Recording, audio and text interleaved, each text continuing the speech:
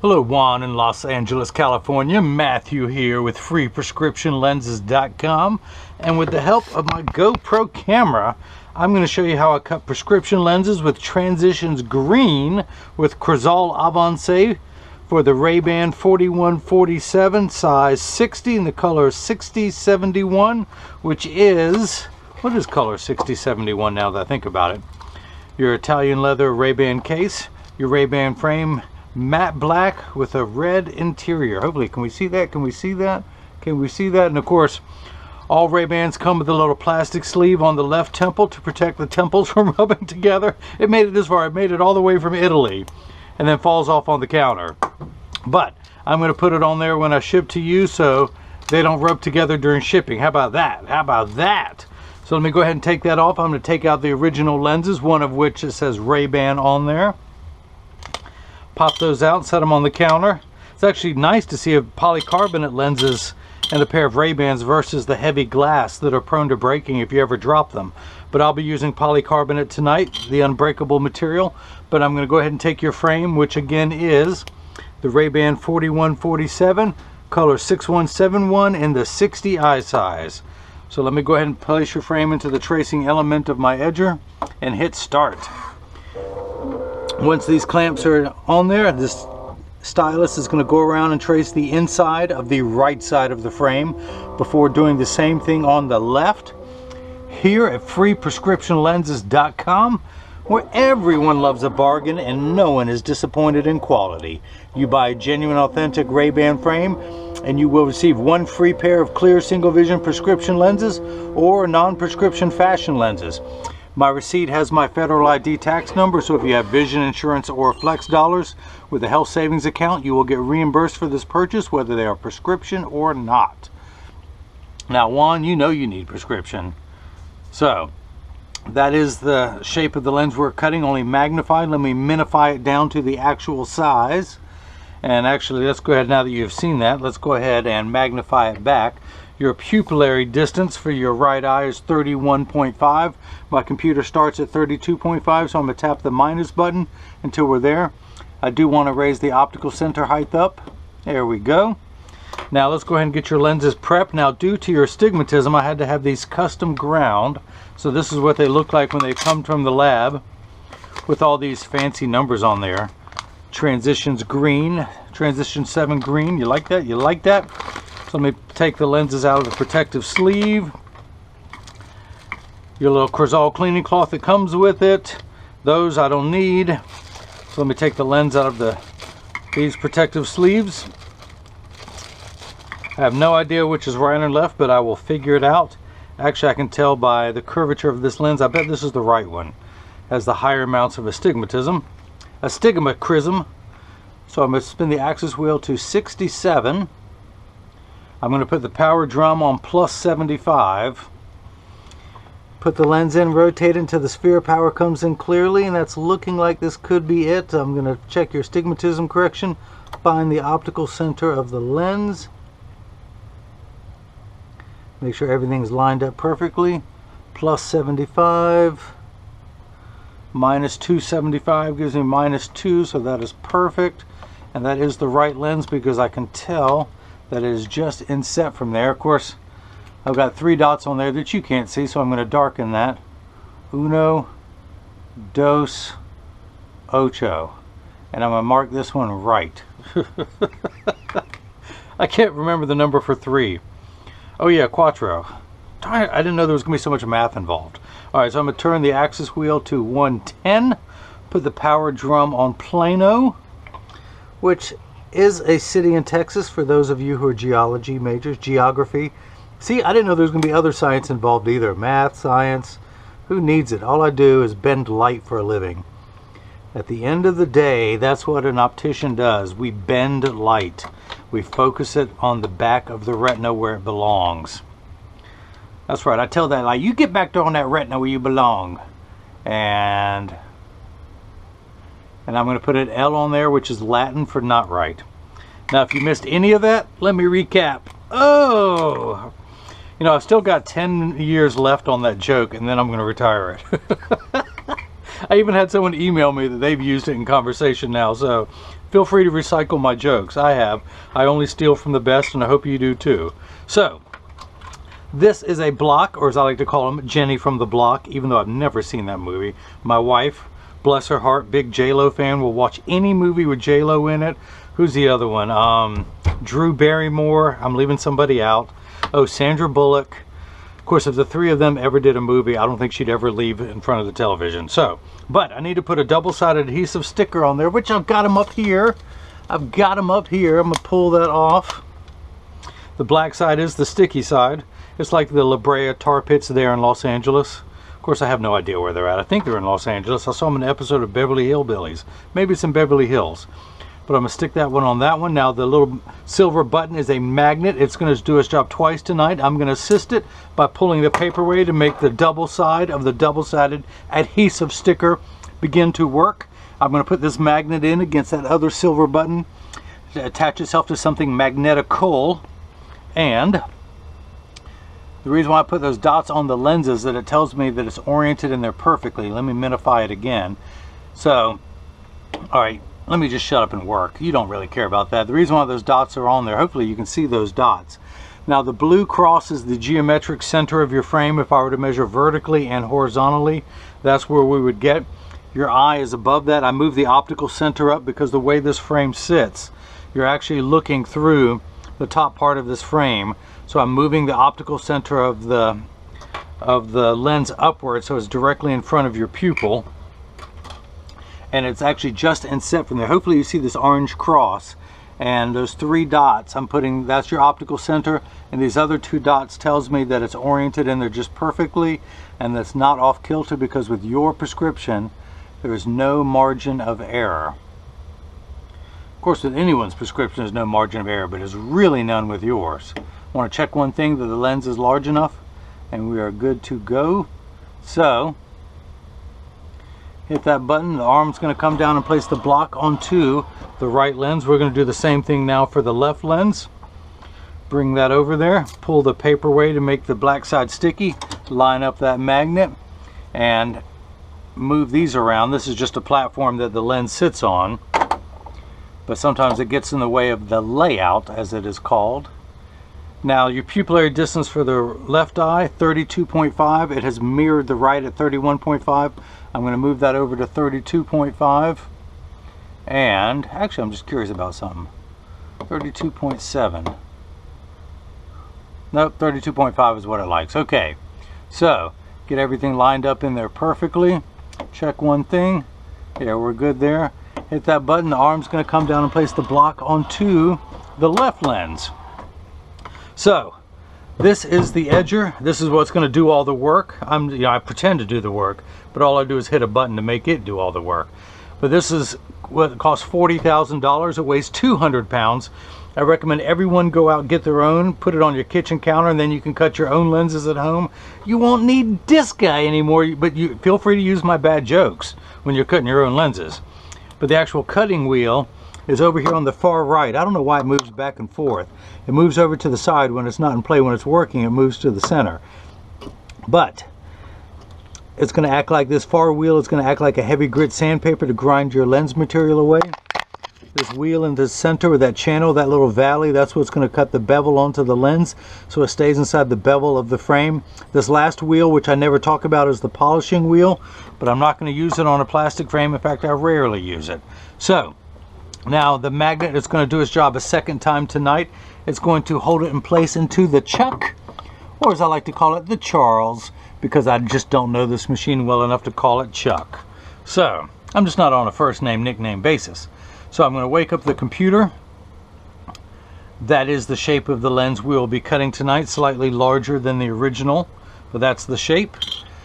These are polycarbonate lenses. If they were plastic, high index plastic or Trivex, I would select that, or to be determined later. I like that one. It brings a little mystery into it. As I mentioned, I'm not going to be polishing the edge of the lenses. The red star means I'm cutting it fast. I always cut polycarbonate on the slower cycle, especially because of the anti-glare coating. I do not want to put a bevel on the front surface of the lens because it's not going to protrude from the frame, but I will put one on the rear surface, although I doubt it will protrude. But should any of it come out of the back surface of the frame in contact with the cheek, I want it to be nice and smooth.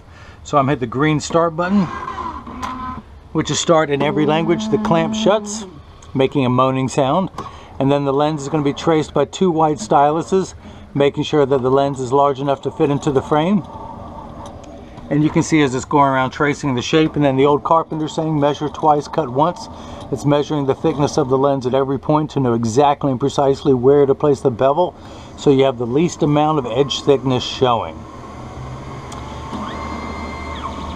Now if you see light flickering in the background, that is water there to catch the optical sawdust as it comes off of the cutting wheel.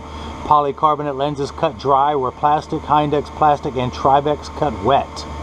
Now water will spray onto the lens for the last 20 seconds of the cutting cycle, but only to do so to begin to wash away that material that you see beginning to form on the right edge of the lens.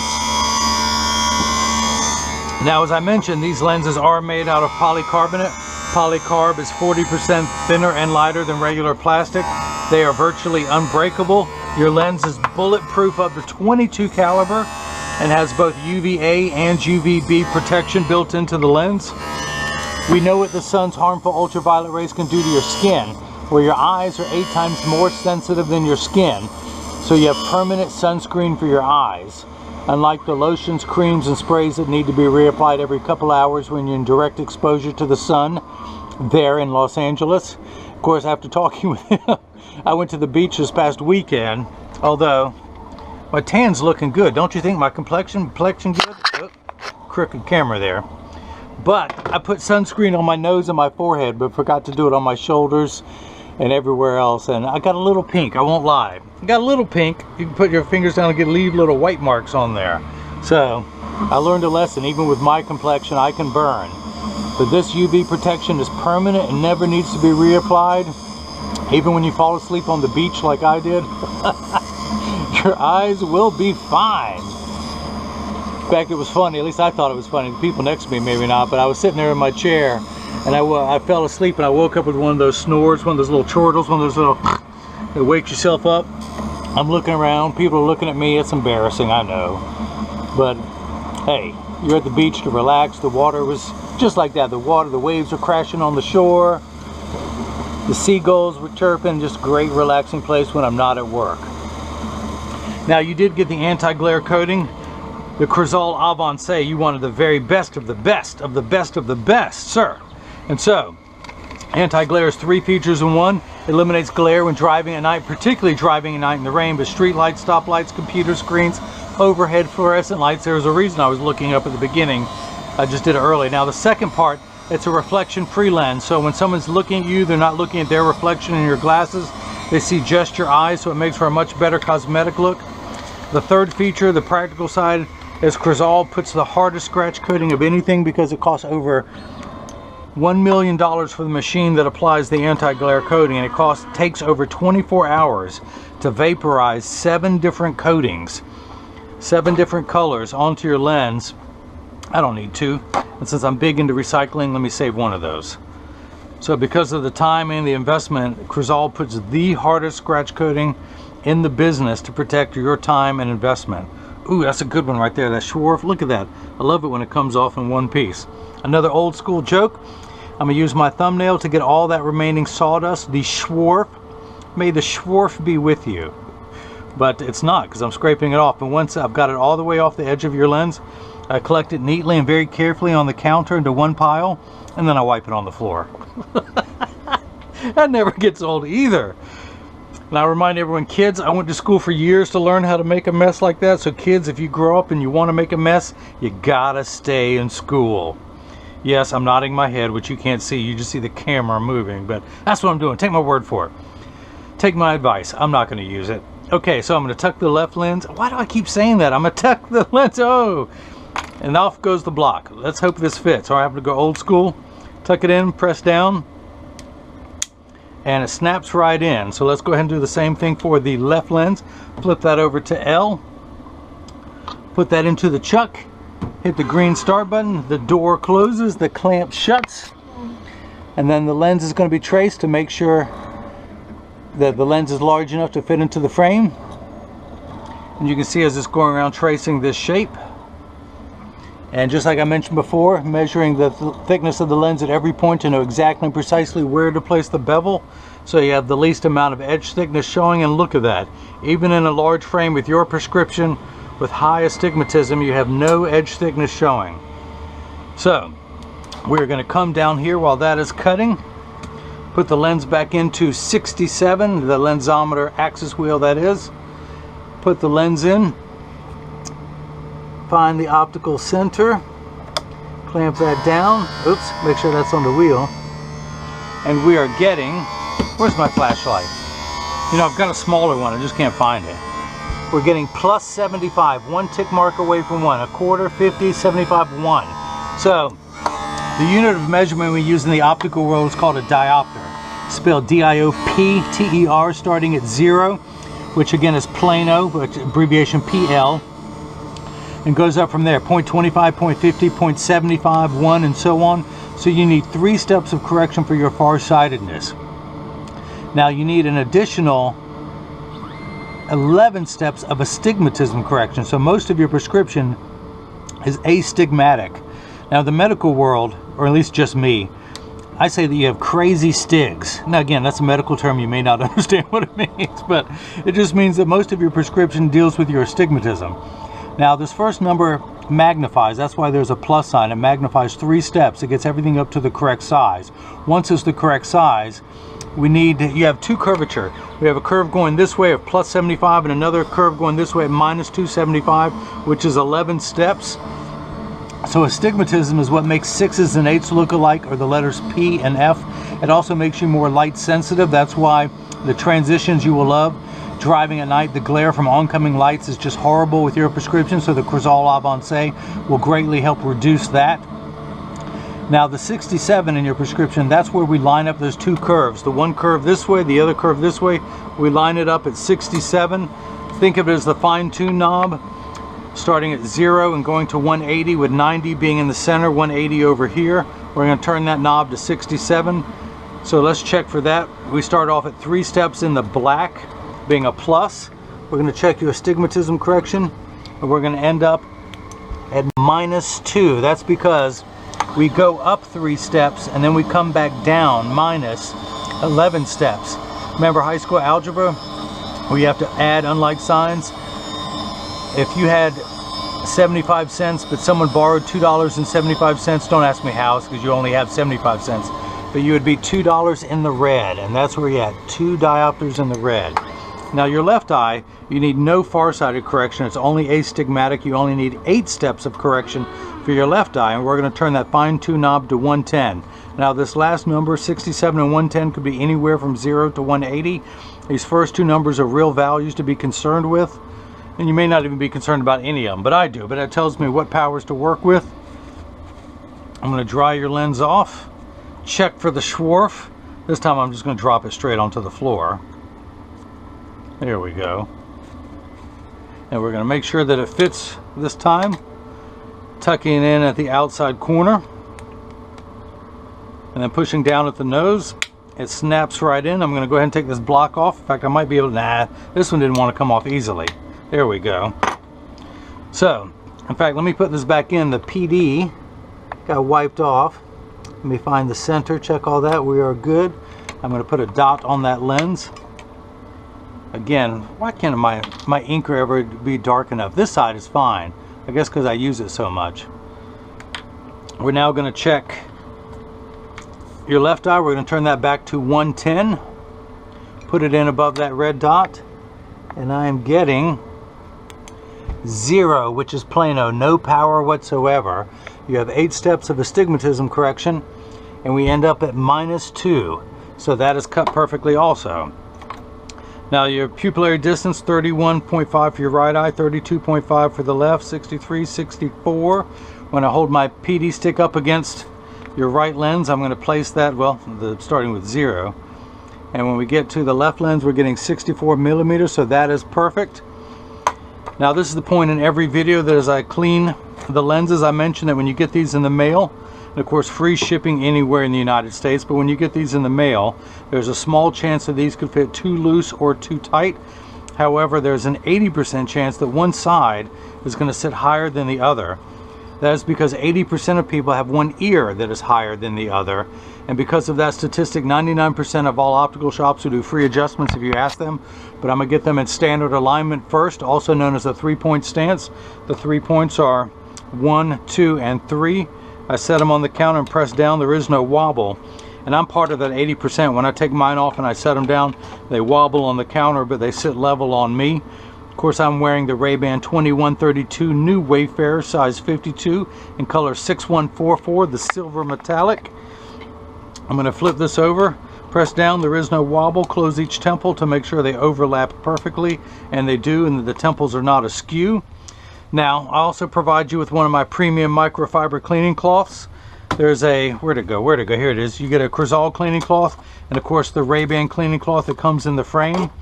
I will provide you with instructions not only how to care for your frames and lenses so they will last you for years, but also for all 3 of your cleaning cloths and the case, so it too will last you for years.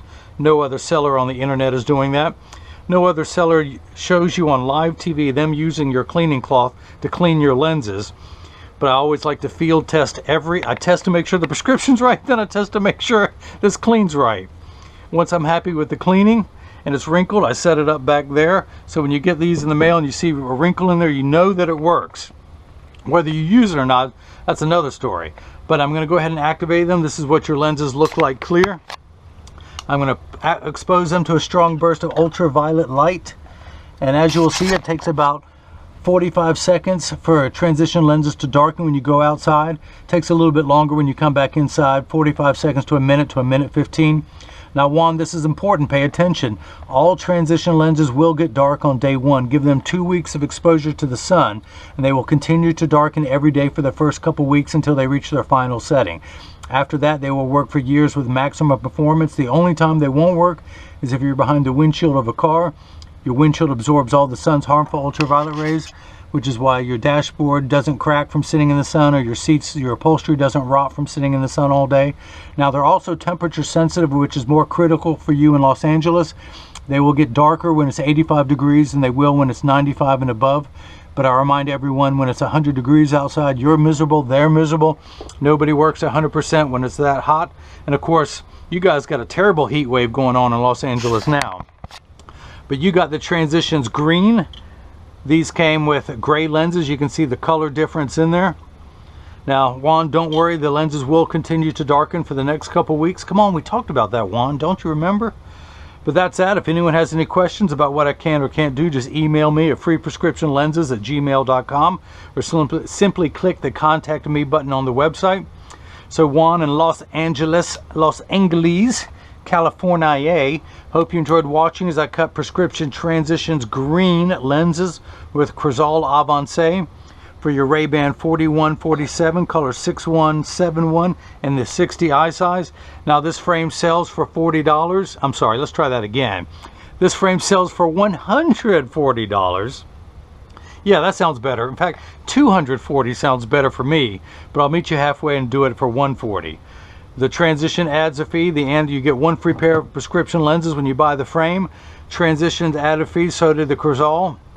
And hopefully everyone else got a chance to see how I bring that love and feeling back to glasses. Thank you.